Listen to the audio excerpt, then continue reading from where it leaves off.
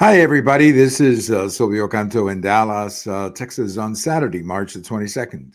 And welcome to our commentary. A couple of things to get into today. I have a post over at the American Thinker today talking about uh, these judges. It's been a topic of ours here for several days. I've posted several times about it this week. You can read some of the previous posts over at the American Thinker. But in this particular post, I'm linking to an article by uh, Miss Devine of the New York Post, Miranda Devine. That's her name, Miranda Devine.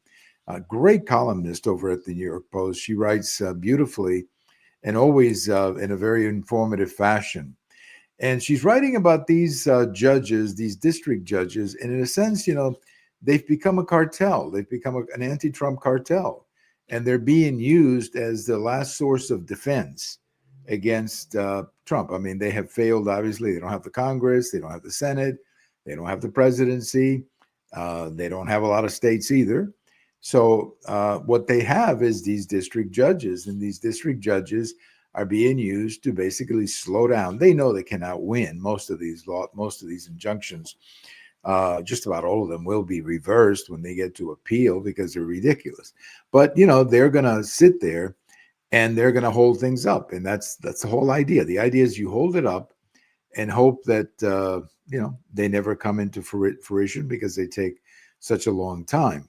That's the objective. Again, I don't think it's going to work because I believe whether it's this Congress or hopefully the Supreme Court is going to put an end to these district judges, writing these national injunctions. In essence, you have a district judge here and wherever he or she may be, and he writes an injunction against the president of the United States, and he stops a policy of the United States, and then you have to throw it into the courts, and God knows how long that takes. And this is what she's writing about. That this is not some incidental, isolated event. This is a plan. They're planning it. And I mentioned in the article that I wrote over at the American Thinker that we went through this in Texas several times. The governor would sign a piece of legislation coming from the legislature, or he would issue an order within his rights as governor. A lot of it had to do with the border or illegal immigration, or like when he signed the law into effect, making sanctuary cities illegal in Texas. And the Democrats would play the same game. They would, immediately go to their favorite judge who would issue an injunction, stop it. He would stop it basically. And then that would force the governor to have to go to the Court of Appeals, where he would always win. He won just about every one of them. And the same thing, by the way, happened with the Supreme Court too. Many times, many of these things ended up in the Supreme Court, and Texas would generally win. So the problem here is that this is, I think, a total misuse of the judicial system. This is not what judges are for. And many of these judges, if you really look at some of these opinions, for example, the opinion about transgenders in the military, that's not a legal opinion. That's just a judge simply saying, this is my point of view and I'm going to enforce it. In other words, I'm going to impose my point of view on the point of view of the Secretary of Defense or the Commander in Chief. That's not a judge. That is an activist.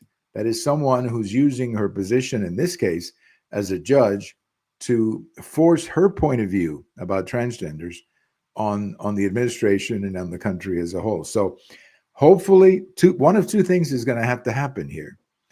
The Congress is going to create a system where these injunctions are going to be stopped, and they have many ways of doing that. Or two, and I would prefer this one, the Supreme Court quickly stops these injunctions and sends a very clear message to district judges from now on. This is not your lane. Get off this lane. This is not what you need to be doing. Okay, you need to be resolving issues at the district level, and that's your jurisdiction. You're a federal judge in a district. Worry about that. Concentrate on that, and stay away from these nationwide injunctions where you're promoting a particular point of view. Stay away from that. That's not what you were selected for. So hopefully that's where we're going. That's where we're going, because I think this is creating a lot of ill will. And it makes the judiciary look bad, because whenever the judiciary becomes political, whenever you have judges basically writing political opinions, I think the judges lose. I think the judiciary loses, because that's not their job. It's not their job to write political opinions. Their job is to say this is, constitutional or not. But not even at a district level, they should be doing that. That's why we have appeals courts, and that's why ultimately we have a Supreme Court. So check out my post. It's over at the American Thinker, and read in detail the article that Miranda Devine wrote over in the New York Post about all of this. It's really good. It's the kind of article you may want to share with some friends who may not really understand the complexities of this really very nasty issue that these district judges have created in the United States. Well, speaking of the judges, the Babylon Bee is a piece of satire. It's absolutely hilarious. I check it once or twice a week just to laugh a lot. And they have a new one. The last couple of days, they have a new one saying that some judges have ordered that these astronauts who came down from the space be sent back to space. Some judges are saying they need to be sent back to space. And it's the kind of humor from the Babylon Bee that you would expect. But I think sometimes in humor, you can make a political point. And here the political point is clear. These judges have no business doing this any more than they do telling NASA to send a couple of astronauts back into space. I have a post coming out Sunday, and over the last couple of days, we've all been talking a great deal about this auto pen that was in the White House. There've been stories about this auto pen signing pardons and important documents at the White House. And if you remember, we spoke to George Rodriguez about this earlier this week. George actually worked in the White House under Reagan and Bush, and he remembers. In fact, he even told us where they have the auto pen. It's in a cubicle somewhere in the White House. And there's been a lot of talk about what this auto pen meant, and there's a big debate about whether these documents are even legitimate because they were signed by an auto pen. But I go beyond that. There's an article by Mark Penn that came out. That's what inspired me to write my post, which again will be available Sunday morning. But this article that I read by Mark Penn really raises the question as to what happened to Joe Biden. How did this Joe Biden, who had a reputation for being moderate, he was never really a great senator, but he was certainly not a crazy left-wing senator. I mean, he was at one time, he was writing the toughest crime bills in the Senate. You go back 30 years to the mid-90s.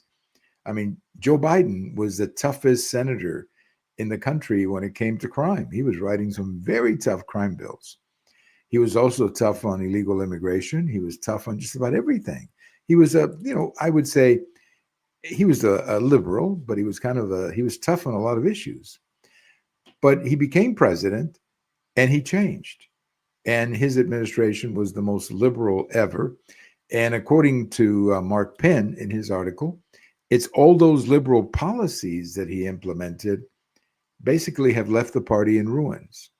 The party is in very bad shape. And a lot of it has to do with all the liberal policies that were implemented under the Biden administration. And it left me thinking as to why did this happen? Why did Joe Biden all of a sudden change and become this liberal that he was as president? And of course, one can always speculate. I don't have all the answers, but one answer could very well be that he doesn't have any principles. He'll basically say whatever he has to say to either get your vote or your support. That's a possibility.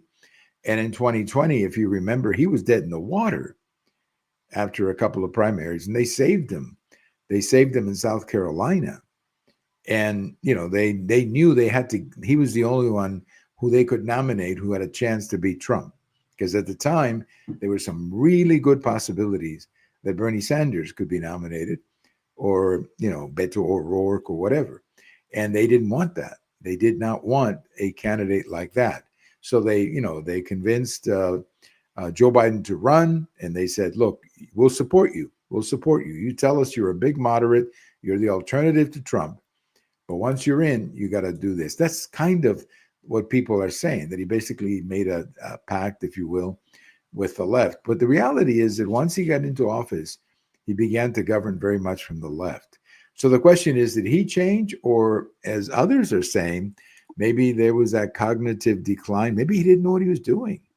I mean, look, he wasn't even signing some of these documents. So I don't know what the answer is, but it is interesting to me. I would like to know if, in fact, and I'm not saying that I want to know this because I want to impeach Joe Biden or anything like that. As far as I'm concerned, we should just leave him alone and let him, retire and go on. I don't really care to bring up any of that. But I'd like to know who is running the country. I really would, because I have a funny feeling, that's just a suspicion of mine, that it wasn't Joe Biden.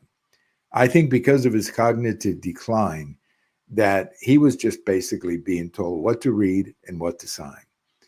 And they were hoping that they could hold on to him as much as possible. And obviously, after that debate with Trump, they couldn't anymore.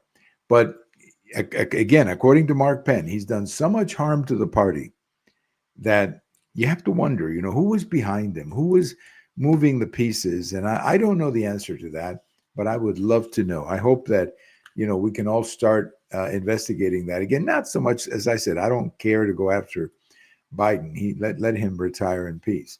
But I do think it'd be interesting to know the people around him. Like, for example, who ran the auto pen? Who wrote the speeches? Who told him to sign these executive orders? I like to know. Because I don't think Biden knew, honestly. I don't think Biden really knew what he was signing. And that raises a question in my mind that I'm sure a lot of other people too, as to who was running the country. I would love to know. We got to put some of those people under subpoena in the House and have them answer some of these questions. Well, a sad note. I leave you today with a sad note. George Foreman passed away, 76 years old. I don't know what he died of. I frankly didn't even know that he was sick because I see him so much on TV doing these commercials. But I remember George Foreman when he first came up.